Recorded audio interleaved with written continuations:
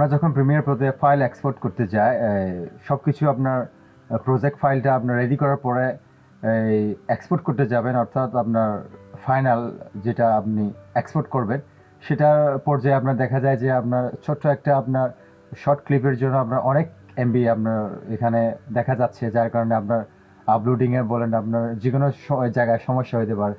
তো আজকে আমি দেখাবো আপনার প্রিমিয়ার প্রোতে ফাইল এক্সপোর্ট করতে গেলে আপনার ফাইল সাইজটা যদি আপনার বড় হয়ে যায় ওইটা আমি কিভাবে কমাবেন একটা ক্লিকের মাধ্যমে। তো চলো দেখে নেওয়া যাক এই প্রসেসিংটা।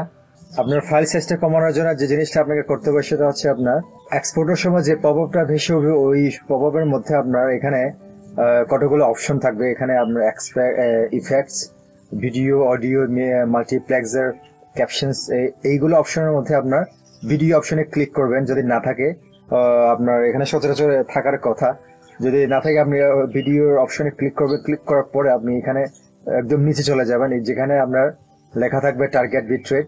টার্গেট বিটরেটে আপনার এখানে আছে 10, আপনার ম্যাক্সিমাম টার্গেট বিটরেট।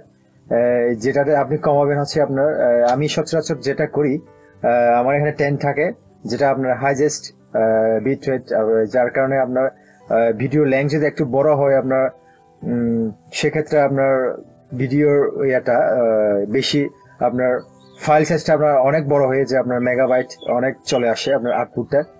তো এখানে আপনার আপনি এখানে খেয়াল করবেন, আমি যে এখানে যদি কমাই, আমার এখানে বর্তমানে 5.64 আছে। আপনার এখানে আগে ছিল 404, এখানে এখন এস্টিমেটেড ফাইল সাইজটা আপনার এখানে শো করতেছে 233। তো আমি সচরাচর যে জিনিসটা করি সেখানে হচ্ছে আপনার 3, এখানে 3 আপনার 3 বিটরেট রেখে দিই, যেখানে আমার অনেকে আবার প্রশ্ন করতে পারে আপনার টার্গেট বিটরেট আপনি কমাইলে আপনার রেজুলেশন কোনো নষ্ট হবে কিনা।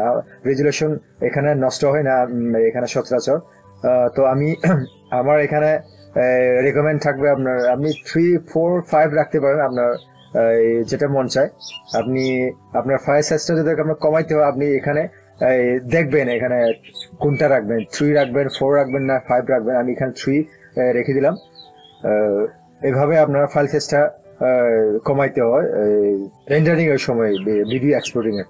তো আমার ভিডিও যদি আপনার ভালো লেগে থাকে তাহলে অবশ্যই আমার চ্যানেলটা সাবস্ক্রাইব করা এবং পেজটা লাইক করার জন্য আপনাদের প্রতি আমার অনুরোধ থাকলো, যাতে আমি পরবর্তীতে আমার এই আপনাদের হেল্পফুল অনেকগুলো ভিডিও আপলোড দিতে পারি আপনাদের এই সুবিধার জন্য, যার কারণে এবং আমি ভবিষ্যতে আমার চ্যানেলটা গ্রো করার জন্য আমি ইন্সপায়ার হই।